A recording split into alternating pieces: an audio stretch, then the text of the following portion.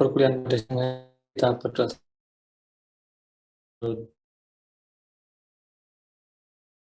Dipersilakan. Berdoa selesai. Sebentar, masih ada yang. Jadi kemarin sebelum UTS saya sudah sempat jelaskan sistem pakar ini belum ya? Atau sampai logika fuzzy ya kemarin terakhir sebelum UTS? Sistem pakar, Pak. Sudah sah sistem pakar ya? Sudah. Oke, ya. Oke. Mungkin setelah UTS ini nggak apa-apa saya jelaskan kembali mengenai sistem pakar. Jadi kemarin kayaknya masih separuh. Jadi setelah UTS, kalau menurut RPS-nya kita belajar mengenai sistem pakar sama nanti ada sering digunakan di sistem pakar gitu ya. Tapi umumnya ada 2 algoritma nanti, yaitu forward chaining sama backward chaining gitu ya. Nah, kemarin dari hasil UTS-nya sudah saya koreksi, sudah saya kumpulkan gitu ya hasilnya. Saya lihat rata-rata memang hasilnya sudah cukup bagus ya teman-teman. Jawabannya sesuai, nilainya juga bagus-bagus. Jarang sekali yang di bawah 60 kayaknya hampir nggak ada malah kayaknya. Jadi cukup tinggi-tinggi nilainya. Oke. Ya, sekarang kita lanjutkan dulu materinya mengenai sistem pakar, kita review lagi. Jadi kita pahami lagi sebenarnya apa sih yang dimaksud dengan sistem pakar ya. Jadi memang mungkin ini sebetulnya populernya udah agak lama gitu ya. Jadi sekarang AI yang ngetren itu sudah dengan algoritma-algoritma yang baru, tapi memang mungkin di beberapa kasus sistem pakar ini masih digunakan atau masih ada yang mengembangkan gitu. Seperti itu. Jadi kemarin kayak ada logika fuzzy, kemudian sistem pakar, ini termasuk kecerdasan buatan, tapi yang generasi-generasi awal gitu. Kayak gitu. Tapi secara garis besar itu konsepnya sama dengan fuzzy, kemudian sistem pakar itu sama. Jadi di diagram prosesnya itu ada 2 blok utama, yaitu knowledge base sama satu lagi mesin inferensinya itu ya, yang buat penalarannya itu. Jadi itu kesamaannya itu. Itu kan artinya merupakan ciri-ciri dari sebuah sistem kecerdasan buatan ya. Jadi ada sistem inferensinya yang buat menalarnya atau berpikirnya. Seperti itu. Nah, kalau di istilahnya kita terisik lebih dalam secara tekniknya atau pemrogramannya gitu ya, sistem pakar ini tidak lain juga merupakan sebuah algoritma pencarian juga akhirnya. Itu kenapa kita kemarin di awal-awal banyak sekali membahas mengenai algoritma-algoritma pencarian gitu. Nah, di sistem pakar ini juga sebetulnya sama juga. Jadi di algoritma forward sama backward chaining itu core-nya atau intinya sebetulnya juga merupakan sebuah algoritma pencarian gitu ya. Hanya saja metodenya atau langkah-langkahnya itu berbeda-beda gitu ya. Baik yang kemarin ada inform atau uninformed atau ada adversarial search juga gitu. Oke, nah nanti mungkin di siang hari ini kita bahas dulu konsep sistem pakarnya dulu, baru nanti mungkin di pertemuan selanjutnya kita bahas teknis itunya, algoritma forward sama backward chaining itu ya. Nah, kalau secara definisi sistem pakar seperti ini. Jadi sistem berbasis komputer yang menggunakan pengetahuan, fakta, dan teknik penalarannya. Nah ini, dari definisinya ini kita sudah tahu ya. Jadi ada sebuah basis pengetahuan dan juga ada sebuah sistem penalarannya kayak gitu. Nah, dalam memecahkan masalahnya, yang biasanya hanya dapat dipecahkan oleh seorang pakar dalam bidang tersebut. Nah, itu. Nah, mungkin penekanannya kalau di sistem pakar ini, dia lebih ke sistem yang dibuat ini khusus untuk memecahkan permasalahan yang spesifik gitu ya. Karena harapannya bisa menggantikan atau setidaknya bukan menggantikan ya, sorry, membantu seorang pakar gitu ya. Gitu. Namanya pakar itu kan pasti biasanya dia menguasai atau ahli di bidang tertentu gitu. Misalnya seorang pakar atau ahli komputer khususnya pemrograman PHP gitu misal, atau pakar pemrograman Python, atau pakar misalnya, nah dokter itu biasanya boleh dibilang sebagai pakar juga ya. Misalnya dokter spesialis mata, itu kan seorang pakar berarti, pakar di bidang kesehatan mata gitu. Itu. Nah, bedanya dengan AI yang lain ya itu. Jadi kalau yang sistem pakar ini dia itu spesifik kepakaran atau keahlian seseorang gitu ya. Nah, ini sistem pakar ini dibuat pada wilayah pengetahuan tertentu untuk suatu kepakaran gitu ya. Nah, sistem pakar mencoba mencari solusi yang memuaskan sebagaimana yang dilakukan oleh seorang pakar gitu ya. Jadi memang goal-nya harapannya bisa mungkin kalau dikatakan sebagai pengganti seorang pakar itu kurang kurang tepat ya teman-teman. Bisa jadi malah bikin kaget pakarnya sendiri misalnya. Jadi sebaiknya sih membantu gitu katanya. Kata yang tepat adalah membantu. Membantu seorang pakar atau mungkin user secara umum dalam memecahkan suatu permasalahan yang dimana permasalahan tersebut itu biasanya hanya bisa diselesaikan oleh seorang ahli gitu, seperti itu. Nah, nanti ada di penjelasan berikutnya ada beberapa contoh user yang biasanya menggunakan sistem pakar gitu. Nanti ada beberapa jenisnya. Nah, kemudian karakteristik lain dari sistem pakar yaitu ini. Jadi sistem pakar itu bisa memberikan penjelasan terhadap langkah yang diambil. Ya.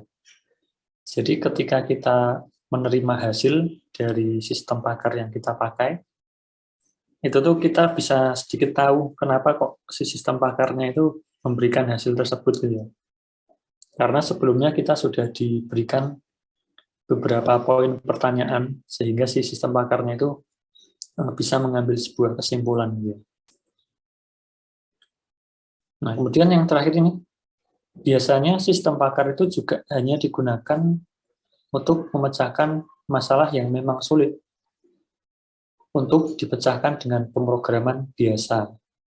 Nah, mengingat biaya yang diperlukan untuk membuat sistem pakar ini jauh lebih besar. Gitu. Nah, nanti juga di penjelasan selanjutnya dijelaskan juga perbedaan antara sistem pakar dengan sistem atau pemrograman yang konvensional nih, yang biasa gitu ya. Seperti itu.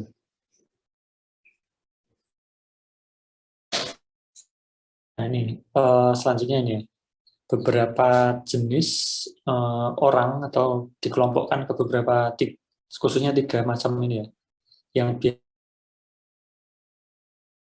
pakar gitu. Yang pertama yaitu orang awam atau biasanya kalau pengguna atau orang awam ini menggunakan sistem pakar, dia itu menggunakan sistem pakar untuk istilahnya memberikan mereka anjuran gitu ya, atau jawaban berupa solusinya seperti apa sih, saran gitu ya. Yang sifatnya itu anjuran atau saran gitu. Misalnya seperti ini, karena sekarang mungkin banyak contohnya kasus COVID gitu ya. kita bikin sistem pakar untuk mendeteksi apakah orang tersebut itu bergejala atau positif COVID atau tidak ini ya. Nah, biasanya nanti dihadapkan oleh pertanyaan-pertanyaan dulu sama si sistem pakarnya, ditanyain apakah dalam 7 hari terakhir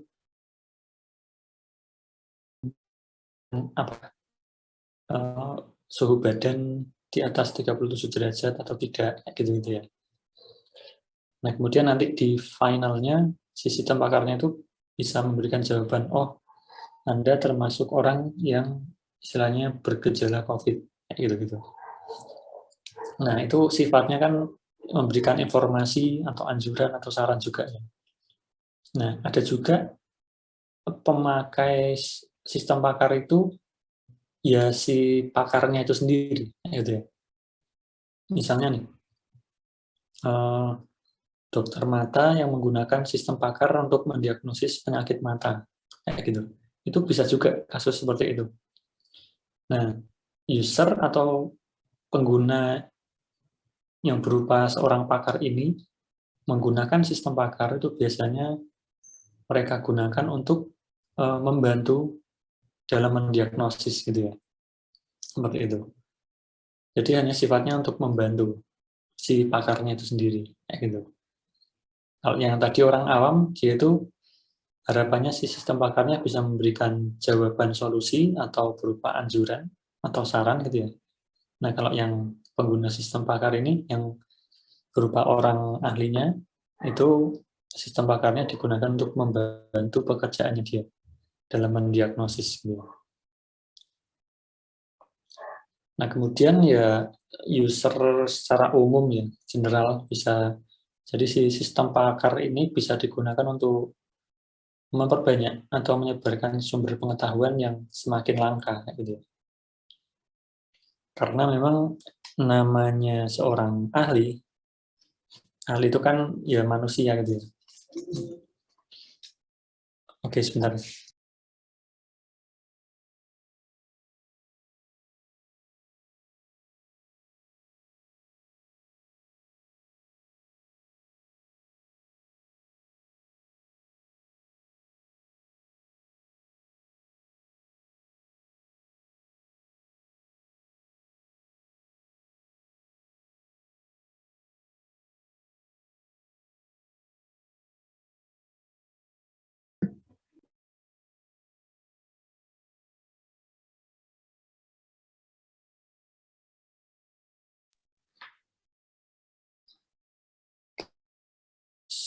Nah, ini selanjutnya beberapa alasan kenapa dibuat sebuah sistem pakar gitu ya. Jadi ada beberapa alasan. Yang pertama yaitu dapat menyediakan kepakaran setiap waktu dan di berbagai lokasi. Nah, itu ya keunggulannya itu. Jadi sebetulnya alasannya ini mirip dulu ketika kita membahas antara kecerdasan buatan sama kecerdasan konvensional gitu. Otomatis kalau kita mampu atau berhasil memindahkan kepakaran seorang ahli ke dalam program komputer, tentu saja bisa istilahnya keahlian atau kepakarannya itu bisa kita akses kapanpun, dimanapun, gitu ya, dari manapun. Itu keunggulannya. Pokoknya selagi komputernya itu masih nyala, tidak error atau mati, ya bisa kita akses kepakarannya tersebut. Kemudian selanjutnya nih, secara otomatis mengerjakan tugas-tugas rutin yang membutuhkan seorang pakar. Nah, ini kata kuncinya lebih ke konsistensinya dia, teman-teman. Namanya komputer, apalagi kalau komputernya itu cukup dingin, bersih, otomatis kinerjanya juga lebih stabil. Dia nanti otomatis bisa mengerjakan tugasnya itu secara stabil, konsisten ya. Nah, berbeda dengan yang seorang pakar manusia ya. Kalau manusia kan pasti juga mengalami kelelahan atau mungkin usianya juga semakin tua, yang dimana faktor-faktor tersebut bisa mempengaruhi juga hasil diagnosisnya atau hasil analisisnya gitu ya. Seperti itu.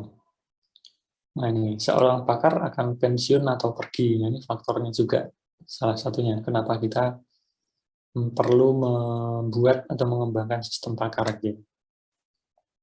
Kemudian selanjutnya nih, menghadirkan atau menggunakan jasa seorang pakar memerlukan biaya yang mahal. Nah ini yang penting. Jadi dari segi cost atau biaya, itu sedikit mahal, tapi biasanya hanya di awal saja.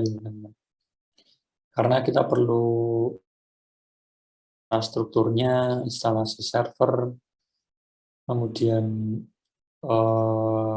jasa programmernya juga, gitu ya. Nah, tapi itu mahal di awal. Nanti ketika sistem pakarnya itu sudah berjalan, cost-nya itu semakin rendah, justru semakin rendah gitu. Jadi cukup istilahnya membayar atau mengeluarkan cost untuk listrik gitu ya, misalnya. Karena komputernya terus menyala gitu. Nah, sedangkan kalau kita istilahnya menggunakan seorang pakar, setiap kan tersebut, di mana cost-nya biasanya kalau yang kita katakan orang itu sudah ahli, biasanya cost-nya juga semakin mahal gitu ya. Belum lagi nanti masalah waktunya, belum tentu seorang pakar itu bisa datang kayak gitu. Nah, itu berbagai faktor yang sangat apa ya? Kenapa kita perlu mengembangkan sistem pakar? Nah, ini kemudian yang selanjutnya, apakah juga pada lingkungan yang tidak bersahabat, di beberapa kondisi mungkin kita itu perlu menggunakan istilahnya digantikan oleh sistem gitu ya teman-teman, di mana lingkungan tersebut kurang memungkinkan untuk kita itu terjun langsung di situ gitu. Nah, sehingga bisa digunakan sistem pakar. Nah, selanjutnya nih, ciri-ciri atau karakteristik dari sistem pakar. Ini penting juga nih. Mungkin sebetulnya teman-teman secara tidak langsung mungkin pernah sistem pakar gitu ya, tapi mungkin belum ngeh atau belum ngerti kalau ternyata itu tuh termasuk sistem pakar. Nah, di sini kita ketahui dulu ciri-cirinya yang termasuk sistem pakar itu seperti apa gitu ya. Nah, yang pertama cirinya yaitu terbatas pada bidang yang spesifik. Otomatis ya, soalnya pakar. Otomatis dia mengerucut pada keahlian tertentu, dia juga dapat menyelesaikan permasalahan tertentu juga. Gitu. Kemudian ciri-ciri yang dapat melarang untuk data-data yang tidak lengkap atau tidak pasti. Nah ini, jadi ini yang menjadi pembeda juga antara sistem pakar dengan pemrograman yang biasa gitu ya. Kalau pemrograman biasa itu datanya harus sudah lengkap dulu, sedangkan kalau yang dia itu khususnya sistem pakar, itu nanti data yang kita input tidak lengkap keunggulannya. Mungkin seperti ini tadi ya. Kita gunakan contoh yang tadi saja, misalnya untuk menentukan apakah orang tersebut positif atau bergejala COVID atau tidak. Nah, si sistemnya itu kan bisa menentukan apakah positif bergejala COVID atau tidak kan dari beberapa pertanyaan yang sebelumnya telah diajukan ya. Seperti tadi, apakah berpergian ke tempat umum, apakah suhu badannya lebih dari 37 derajat, dan lain sebagainya. Nah, jawaban-jawaban itu kan bisa saja tidak lengkap ya. Bisa saja beberapa pertanyaan saja, atau mungkin bisa saja usernya itu memberikan jawaban yang tidak sesuai dengan faktanya dia. Jadi salah satu kelemahan sistem pakar juga.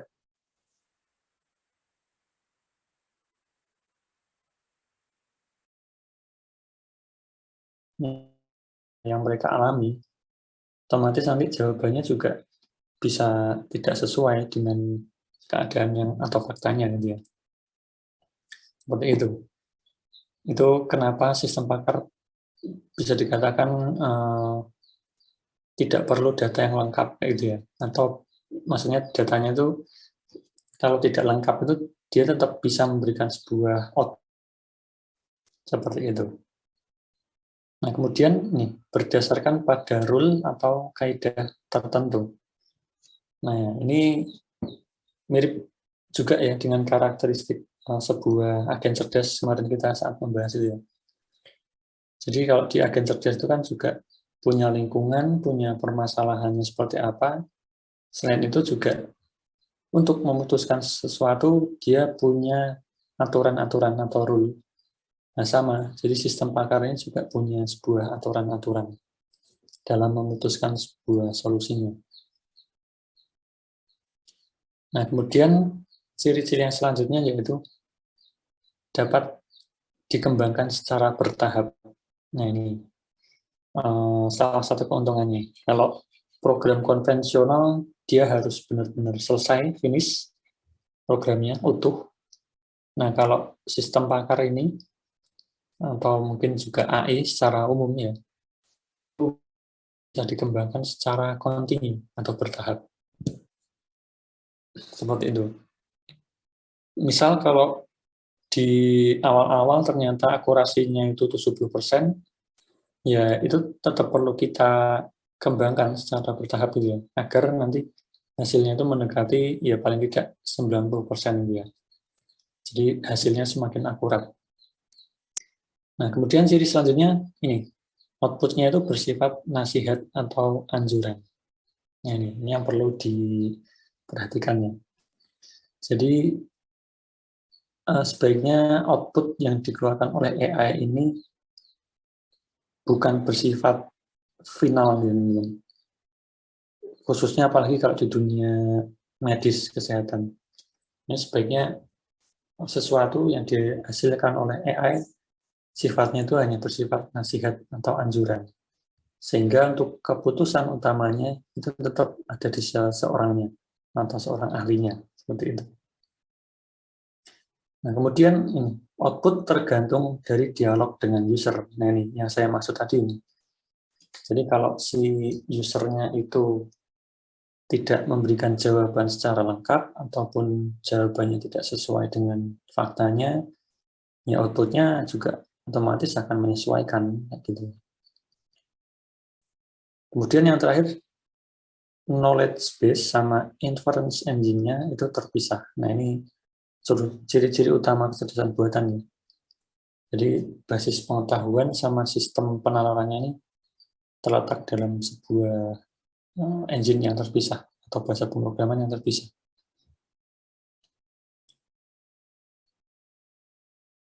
Oke, sampai di sini kalau ada yang ditanyakan silakan ya. Nanti kalau ada yang ingin ditanyakan boleh silakan interupsi gitu. Selanjutnya ini saya sambil menjelaskan mengenai keuntungan dari sistem pakar. Yang pertama membuat seseorang yang awam dapat bekerja seperti layaknya seorang pakar. Nah, ini. Jadi kalau tadi kan ada user ya, user yang termasuk dalam golongan user awam. Nah, kalau kita berikan sebuah sistem pakar, otomatis dia juga bisa bekerja selayaknya seorang pakar ya. Karena kepakaran atau keahliannya sudah kita pindahkan ke dalam sebuah program komputer atau sistem gitu ya. Itu keuntungannya. Kemudian dapat bekerja dengan informasi yang tidak lengkap. Nah, ini. Selanjutnya meningkatkan output dan produktivitas. Ini otomatis ya.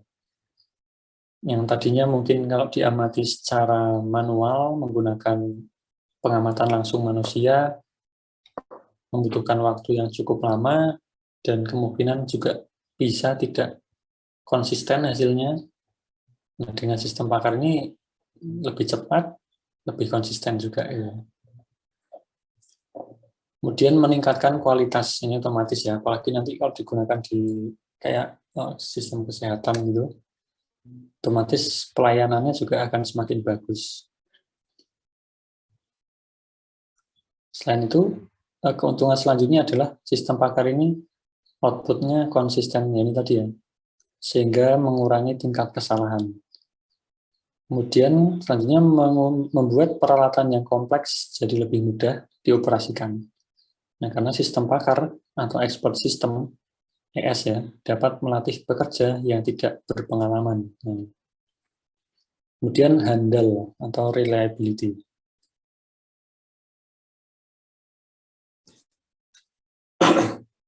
Selanjutnya keuntungannya adalah expert system atau sistem pakar tidak lelah atau bosan. Ini ya. Kemampuan untuk memecahkan masalah yang kompleks. Kemudian pemindahan pengetahuan ke lokasi yang jauh serta memperluas jangkauan seorang pakar dapat diperoleh dan dipakai di mana saja ini. Yang sangat-sangat membantu ini. Misalnya di daerah pedalaman ternyata tidak ada seorang pakarnya gitu istilahnya. Nah, berarti ya cukup menggunakan sistem pakar yang kita buat di dalam sebuah program komputer, kita letakkan di daerah pedalaman tersebut, otomatis bisa sangat membantu ya dalam memutuskan sebuah permasalahan ya, atau menemukan jawaban-jawabannya. Oke, nah ini selain ada kelebihan, pasti juga ada kekurangannya. Yang pertama nih, sistem pakar ini hanya dapat menangani pengetahuan yang konsisten. Sistem pakar dirancang dengan aturan-aturan yang hasilnya sudah pasti dan konsisten sesuai dengan alur di diagram pohonnya. Nanti kalau kita sudah membahas mengenai algoritmanya, nanti ada juga pohon itu diagramnya. Sebetulnya diagram pohonnya itu mirip saat kita belajar algoritma pencarian kemarin. Jadi gimana caranya kita itu berada di awal atau di initial state bisa menuju ke goal state-nya, apalagi dengan cara yang singkat lebih bagus gitu ya. Nah ini jadi ketika teman-teman membuat sistem pakar ini juga perlu melihat environment awal juga membahas mengenai agen cerdas, termasuk beberapa jenis lingkungannya ya, environment. Nah, jadi kalau yang sistem pakar ini, dia itu lebih sesuai atau lebih pasnya digunakan di lingkungan yang istilahnya itu konsisten ya, tidak terlalu dinamis.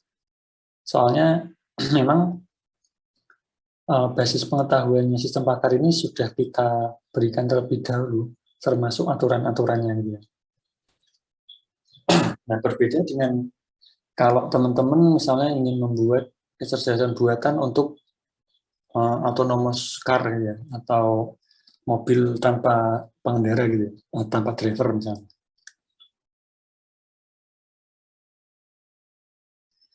Nah, kalau yang mobil itu kan pasti namanya mobil, dia bisa berjalan kemanapun, dan lingkungan yang dihadapi pun juga bisa berubah-ubah ya. Barangkali nanti di jalan ada yang tiba-tiba nyebrang, atau mungkin ada pohon, atau mungkin tiba-tiba lampu merahnya berubah jadi hijau. Nah, itu kan sangat-sangat dinamis gitu.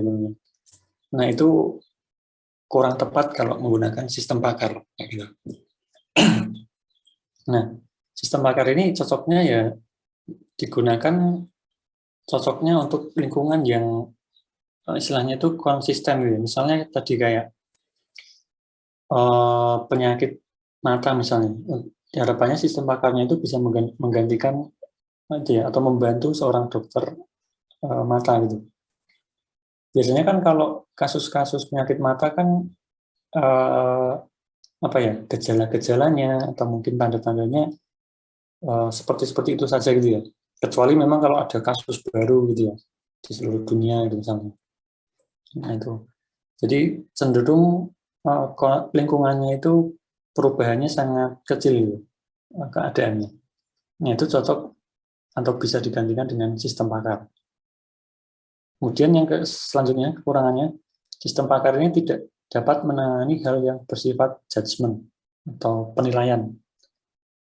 Jadi sistem pakar memberikan hasil yang pasti sehingga keputusan akhir pengambilan keputusan jika melibatkan kebijaksanaan atau institusi masih tetap di tangan manajemennya.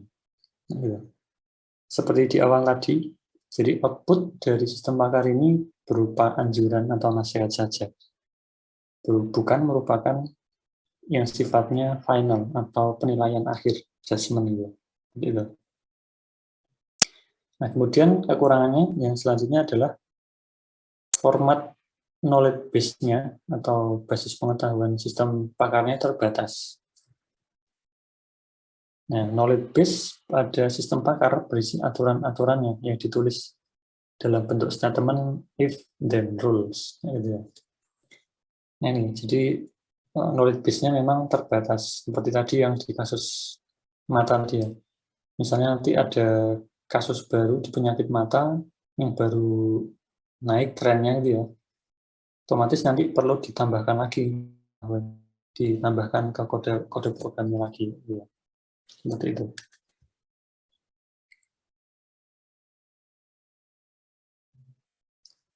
Nah, ini beberapa perbandingan sistem pakar dengan sistem yang konvensional. Yang pertama, sistem konvensional itu informasi dan pemrosesannya biasanya digabung menjadi satu. Jadi prosesnya bisa jadi cuma berupa satu file program gitu. Nah, kalau knowledge base ini dia terpisah antara yang basis pengetahuannya dengan sistem inferensinya atau sistem penalarannya. Itu perbandingan pertama.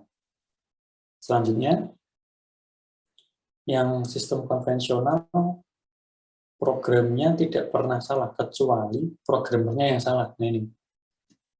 Jadi karena sistem konvensional itu kan ya kita menulis programnya benar-benar harus runtut dan harus selesai ya, utuh. Datanya harus utuh. Ya jadi apa yang dihasilkan atau output berupa sistem konvensional ini ya sesuai yang kita tuliskan atau yang programmer tuliskan gitu. Kalau jawabannya itu salah, ya kemungkinan mungkin si programmernya salah logikanya atau mungkin salah penulisannya gitu. Seperti itu. Jadi memang yang sistem konvensional ini jawabannya ya apa adanya sesuai yang ditulis di programnya gitu ya. Nah, sedangkan yang sistem pakar ini kalau dia memberikan jawaban yang salah itu ya memang seperti itu gitu ya. Memang bisa saja memberikan jawaban yang salah gitu. Soalnya ya itu tadi utamanya misalnya si usernya itu memberikan jawaban-jawaban yang tidak sesuai fakta ya bisa saja jawabannya salah kayak gitu ya. Seperti itu. Kemudian perbandingan selanjutnya yang sistem konvensional ini tidak menjelaskan mengapa input dibutuhkan atau bagaimana hasilnya diperoleh. Nah, sedangkan yang sistem pakar ini sifatnya explanation atau penjelasan. Jadi di awal kita dikasih pertanyaan atau tanda-tandanya, baru nanti ada sebuah solusinya. Jadi kita bisa istilahnya sedikit ngerti ya, oh kenapa kok jawabannya seperti ini. Mungkin karena tadi beberapa jawaban yang sudah saya berikan seperti ini. Seperti itu. Selanjutnya perbedaannya adalah yang sistem konvensional datanya harus lengkap. Sedangkan yang sistem pakar tidak harus lengkap. Selanjutnya, sistem konvensional perubahan pada programnya sangat merepotkan. Ya, karena memang dijadiin satu gitu teman-teman. Dan programnya harus utuh. Gitu. Sedangkan yang sistem pakar kita bisa saja hanya mengupdate di bagian knowledge base-nya saja bisa, atau mungkin kita ingin mengupdate di bagian aturan-aturannya itu juga bisa seperti itu. Sehingga maintenance-nya atau proses update-nya bisa lebih mudah dan lebih cepat juga. Kemudian selanjutnya sistem konvensional itu hanya bisa bekerja jika sistemnya sudah lengkap. Sedangkan yang sistem pakar tidak harus lengkap, dia sudah bisa digunakan. Nah, ini selanjutnya yang konvensional ini eksekusinya secara algoritmik atau step by step. kayak gitu ya. Dari A ke B, dari B ke C, B C ke D, gitu. Pokoknya urut sesuai kode atau algoritma yang programmer itu tuliskan. Sedangkan yang di sistem pakar itu dilakukan secara heuristik dan logik. Nah, ini kenapa kita kemarin juga belajar mengenai pencarian heuristik ya, dengan informasi. Kalau dengan teknik pencarian seperti itu kan jawabannya bisa saja nggak urut gitu kan bisa ya. Jadi dia pilihkan yang memang istilahnya jalur tersingkat gitu atau nilainya yang paling bagus. Jadi tidak harus step by step atau urut, itu perbedaannya. Selanjutnya yang SK ini manipulasi efektif pada database yang besar, sedangkan yang sistem pakar pada knowledge base yang besar. Kemudian yang SK efisiensinya adalah tujuan utama, sedangkan yang sistem pakar lebih ke efektivitasnya. Ini masih dengan perbandingannya, yang sistem konvensional datanya itu kuantitatif, jadi kualitas datanya, sedangkan yang sistem pakar dia lebih ke kualitatifnya, jadi semakin banyak pengetahuannya, sistem pakarnya akan semakin luas atau bisa memberikan solusi yang lebih bagus juga. Kemudian yang sistem konvensional representasinya data dalam bentuk numerik. Sedangkan yang sistem pakar representasinya berupa pengetahuan dalam simbol. Ya. Jadi yang sistem konvensional itu ya bisa berupa operasi bilangan. Nah, sedangkan yang sistem pakar ini sebetulnya sebuah pengetahuan tapi yang sudah disimbolkan ini. Itu kenapa kemarin juga kita belajar mengenai representasi pengetahuan. Jadi bagaimana caranya memindahkan bahasa manusia menjadi sebuah bahasa logika di komputer. Gitu. Seperti itu. Kemudian selanjutnya yang SK menangkap, menambah, dan mendistribusi data numerik atau informasi. Sedangkan yang sistem pakar mendistribusikan pertimbangan, bukan judgement ya, dan pengetahuannya. Seperti itu. Oke, sampai di sini. Kalau ada yang ditanyakan, silakan.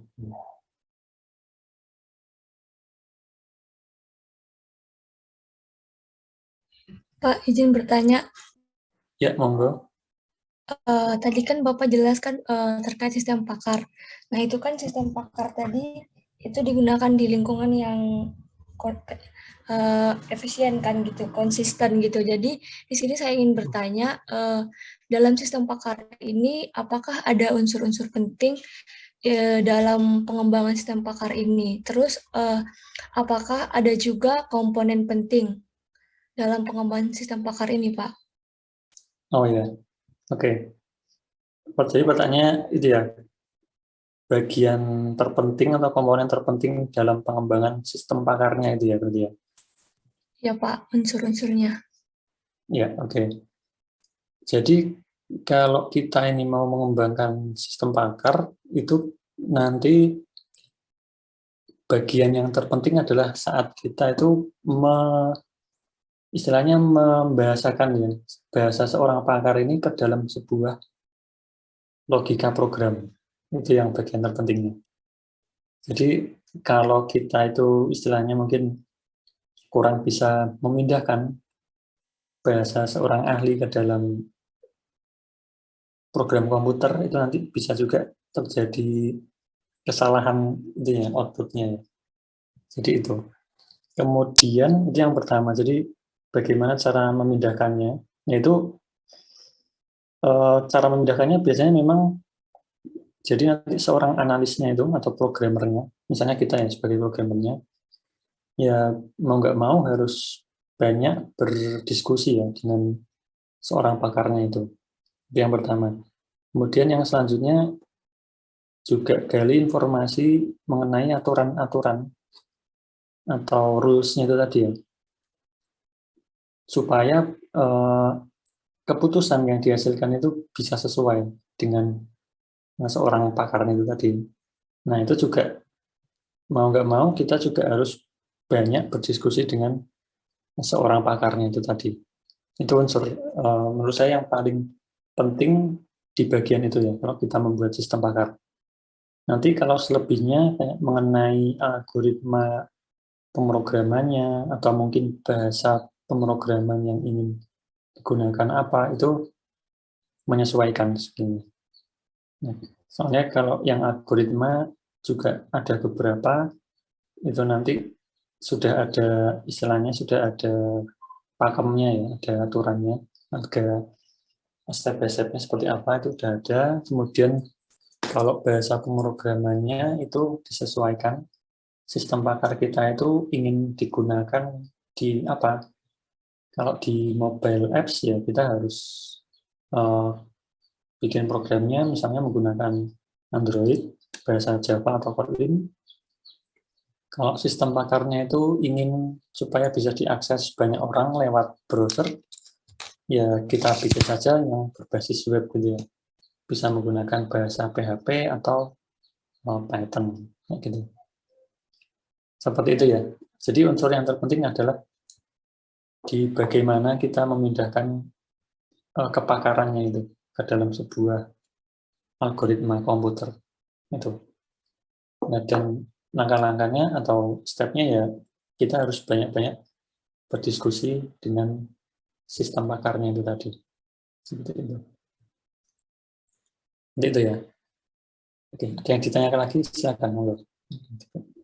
Berarti Pak, ini unsur terpentingnya itu terdiri, kalau yang dari Bapak jelaskan ini, kalau yang saya tangkap berarti itu seorang pakar, terus sistemnya baru pemakainya gitu ya Pak? Iya betul, seperti itu. Jadi yang pertama yaitu tadi permasalahannya apa yang ingin kita selesaikan. Otomatis kan dengan permasalahan yang ingin kita selesaikan, kita bisa mencari tahu ya, oh kira-kira seorang ahli apa nih yang bisa menyelesaikan permasalahan ini. Nah itu, baru nanti kita diskusi dulu dengan si orang pakarnya tadi atau orang ahlinya, baru kita nanti pindahkan ke dalam sebuah kode-kode program. Seperti itu. Nah baru Baik, nanti, Pak, makasih Pak. ya baru nanti ya usernya menyesuaikan apakah sistem pakarnya yang dibuat itu ingin untuk membantu sistem pakarnya atau mungkin ingin digunakan untuk pengguna umum juga bisa. Gitu. Itu tergantung itunya aja, target usernya aja.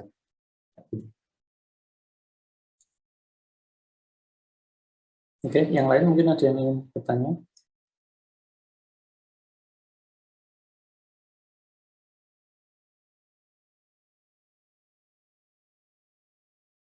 Kalau tidak, saya lanjutkan ya materinya. Nah ini yang terpenting ini ya. Jadi orang-orang yang terlibat dalam pengembangan sistem pakarnya. Nah, yang pertama tentu saja adalah seorang pakarnya itu sendiri ya, atau domain expertnya. Ini seseorang ahli yang dapat menyelesaikan masalah yang sedang diusahakan untuk dipecahkan oleh sistemnya. Tentu saja ini perlu mencari seorang pakarnya. Selanjutnya pembangun pengetahuannya. Nah, ini kalau secara teknisnya sebetulnya bisa seorang sistem analis gitu ya di pengembangan software.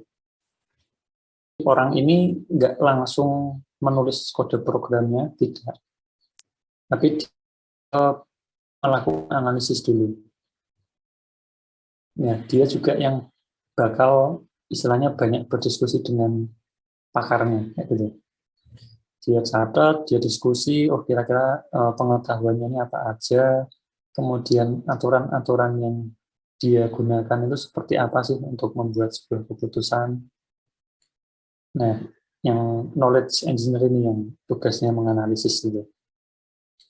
Kemudian tidak lain tidak bukan adalah penggunanya itu sendiri, pengguna sistem pakar. Kemudian yang selanjutnya adalah membangun sistem. Nah, kalau lebih ke dia itu ke programnya, program komputernya. Nah, si sistem engineer ini nanti yang akan banyak berdiskusi dengan knowledge engineer-nya atau pembangun pengetahuannya. Jadi nanti dia akan memindahkan hasil analisis knowledge engineer ke sebuah bahasa pemrograman. Seperti itu. Tapi dalam faktanya mungkin banyak sekali antara yang knowledge engineer sama sistem engineer ini jadi satu orang aja. Itu banyak sekali seperti itu kasusnya. Apalagi kalau di sebuah perusahaan ya biasanya ya karena efisiensi biaya juga ya. Kalau harus meng-hire 2 person, otomatis cost-nya juga lebih tinggi. Jadi biasanya job roles-nya langsung digabungkan antara yang knowledge engineer sama system engineer.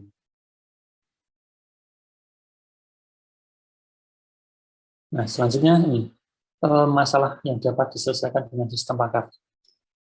Nah, ini maksudnya sifat-sifat permasalahannya yang bisa diselesaikan itu seperti apa aja sih? Jadi yang pertama ini interpretasi, membuat kesimpulan atau deskripsi dari sekumpulan data mentah. Ada juga sistem pakar itu nanti yang outputnya sifatnya berupa prediksi. Ini memproyeksikan akibat-akibat yang dimungkinkan dari situasi-situasi tertentu. Prediksi ini contohnya kayak misalnya sistem pakar untuk di BMKG misalnya. Jadi nanti usernya menjawab suhunya sekarang berapa, kemudian awannya apakah mendung atau cerah, mungkin beberapa pertanyaan lagi yang terkait cuaca. Nanti outputnya berupa jawaban prediksi cuacanya ke depan akan seperti apa misalnya. Itu kan sifatnya prediksi ya, sistem pakarnya memprediksi. Nah, ada juga yang sifatnya mendiagnosis. Jadi kalau ini mungkin kebanyakan sistem pakar di bidang, jadi membantu seorang dokter dalam menganalisis permasalahannya untuk mendiagnosis penyakitnya apa aja gitu.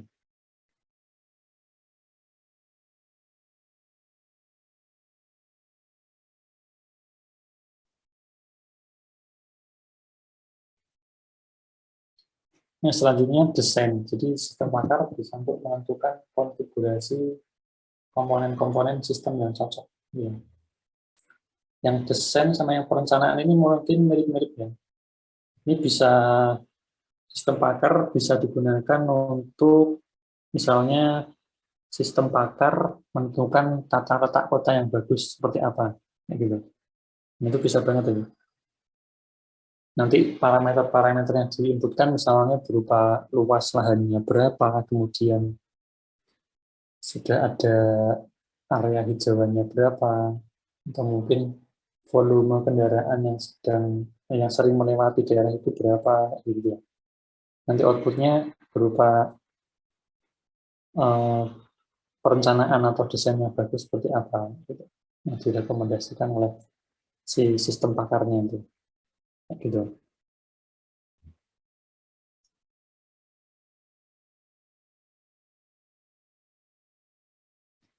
Selanjutnya, permasalahan yang biasanya untuk debugging and repair.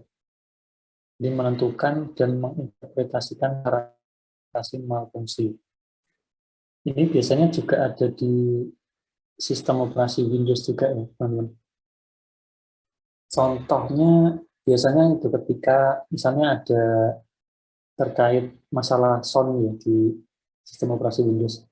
Kadang sound-nya tidak terdetek misalnya, device sound-nya tidak terdetek.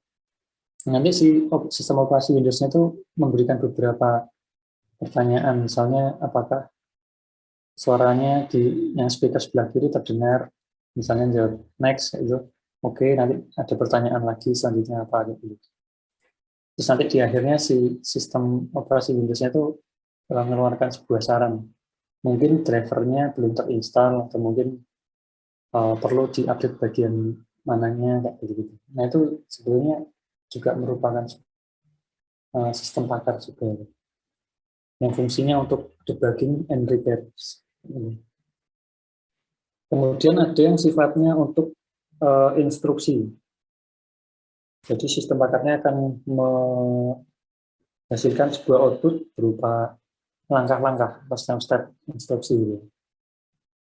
Ada juga untuk pengendalian, jadi mengatur tingkah laku environment yang kompleks.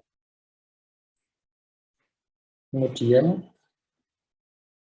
selection, yaitu mengidentifikasi pilihan terbaik dari sekumpulan list atau kemungkinan.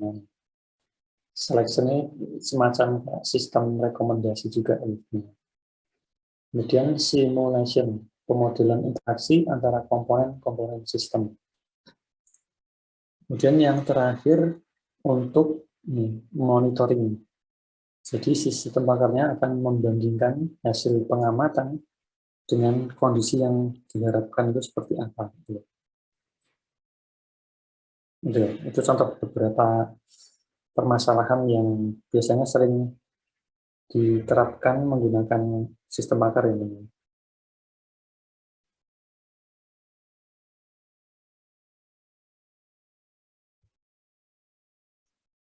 Nah, ini mungkin itu aja.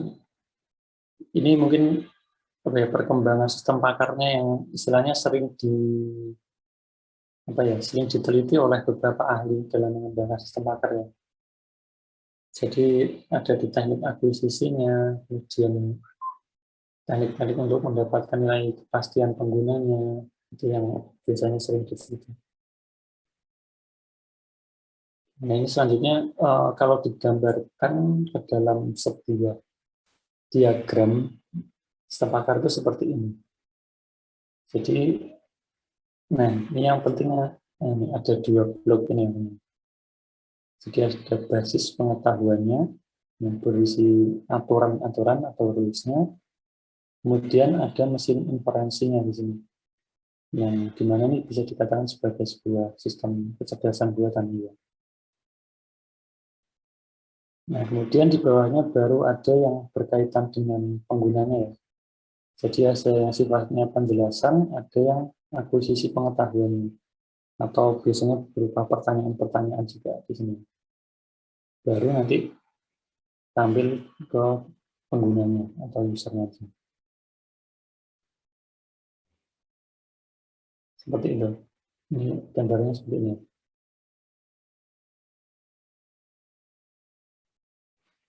Nah, kesulitan dengan sistem pakar. Nah, ini memang yang menjadi problem atau permasalahan yang istilahnya memang agak sulit gitu ya saat kita mengembangkan sistem pakar ini ya, memang ini memindahkan kepakaran tersebut ke dalam sebuah sistem komputer.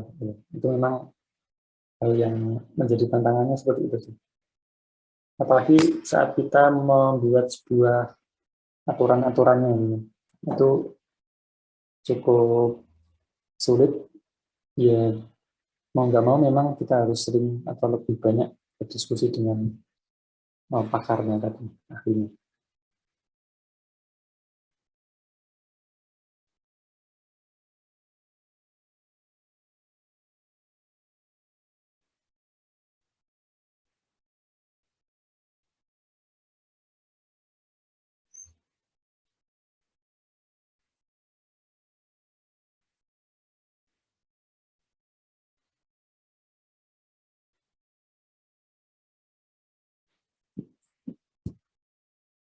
Oke.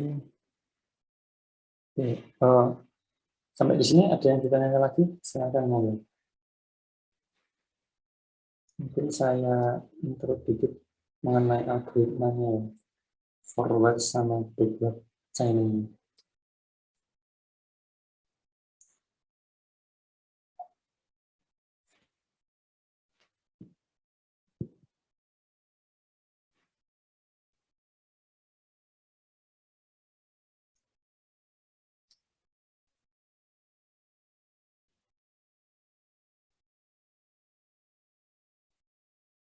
Nah ini ya, jadi kita di minggu depan akan bahas lebih detail algoritmanya. Jadi ada forward sama backward chaining ini. Nah ini kan diagramnya sama dengan yang tadi ya. Ada basis pengetahuan sama mesin inferensi yang. Sebetulnya algoritma forward dan backward ini ya mirip-mirip dengan algoritma pencarian yang pernah kita bahas itu. Seperti itu sebenarnya. Jadi nanti bisa direpresentasikan dalam sebuah pohon pencarian juga. Kemudian tugasnya si algoritmanya itu yang mencari sebuah jawabannya dia. Mana yang lebih bagus berdasarkan rules atau aturan yang diberikan. Nah, mungkin ini saya sekalian jelaskan sedikit. Nah, jadi letak algoritma ini itu nanti dia lebih jadi intinya adalah berada di sini ya teman, di mesin inferensinya. Karena kan memang algoritmanya algoritma pencarian ya. Jadi dia kan akan menalar atau mencari solusi yang sekiranya tepat gitu. Jadi dia nanti letaknya di mesin inferensinya. Nah, sedangkan nanti kalau secara praktisnya atau prakteknya kodenya ini ya bisa saja terletak di dalam satu file kode, tapi mungkin dipisahkan fungsi yang berbeda. Jadi memang khusus untuk menyimpan basis pengetahuannya sendiri sama penalarannya sendiri. Gitu. Nah, inferensinya. Jadi inferensi ini kan sebenarnya proses yang konklusi yang logis ya. Menghasilkan informasi dari fakta yang diketahui atau diasumsikan. Jadi ada sebuah fakta-fakta atau memori atau data-data, kemudian ada aturannya. Nah, si sistem inferensi ini akan menalar dari fakta-fakta yang ada, kemudian dikombinasikan dengan aturan-aturan, sehingga nanti keluar sebuah solusi.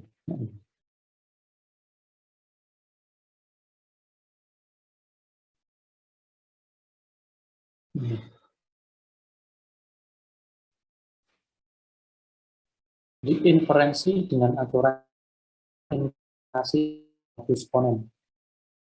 Eksponen ini yang kita bahas kemarin, representasi pengetahuan ini. Jika A, maka B. Nah, A di sini disebut sebagai modus ponens yang direfleksikan dalam mekanisme pencarian. Nah, kemudian ada istilah juga firing rule. Jadi, bila mana sebuah hipotesis pada rules bagian if, jika A maka B memberikan pernyataan benar, firing rules. Ya, jadi aturannya masih sama menggunakan logika if else, if else rules. Ya, ini nanti mungkin lebih detailnya di pertemuan selanjutnya. Nah, ini nanti, nah seperti ini.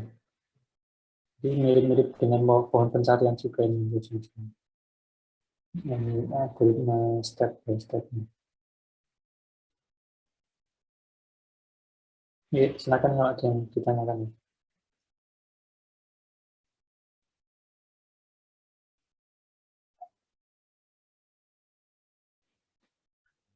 Jadi sistem pakar ini dibuat untuk menyelesaikan masalah tertentu ya. Iya, betul. Jadi karena memang pakar gitu. Jadi dia itu spesifik untuk sebuah domain permasalahan tertentu. Gitu. Ada yang itu tadi sifatnya untuk rekomendasi, ada yang sifatnya untuk diagnosis, gitu, sesuai permasalahan yang gitu, diangkat. Gitu.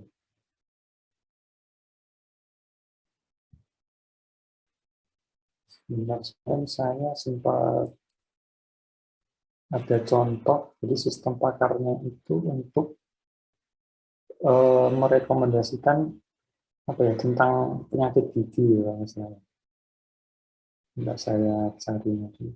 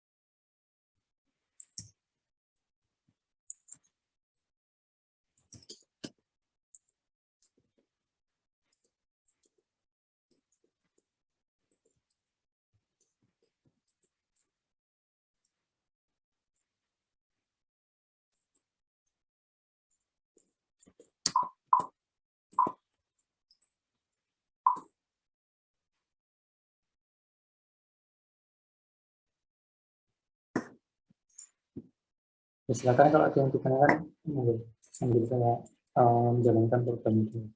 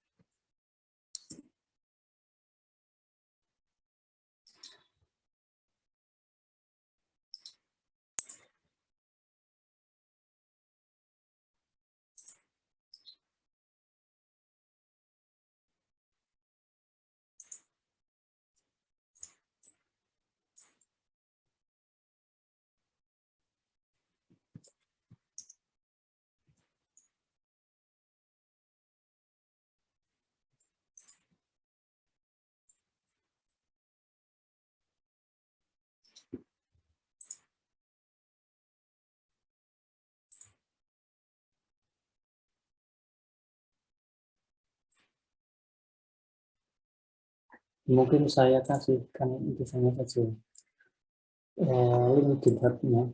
Barangkali teman-teman ada yang mau mencoba.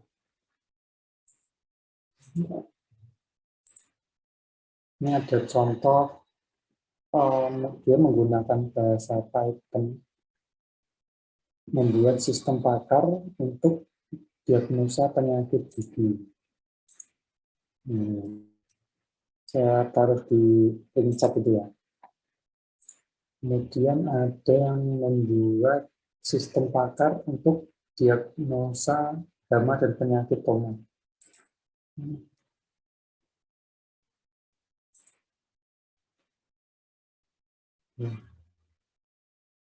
Silakan dibuka.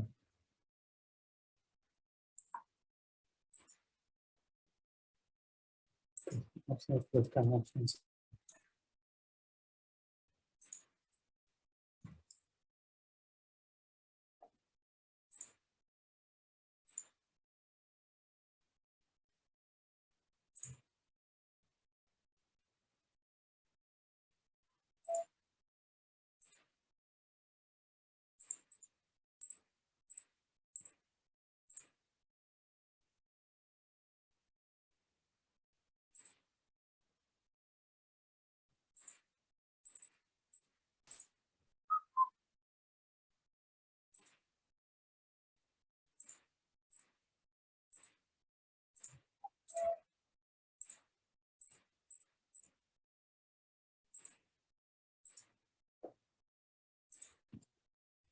Oke, kode absennya saya taruh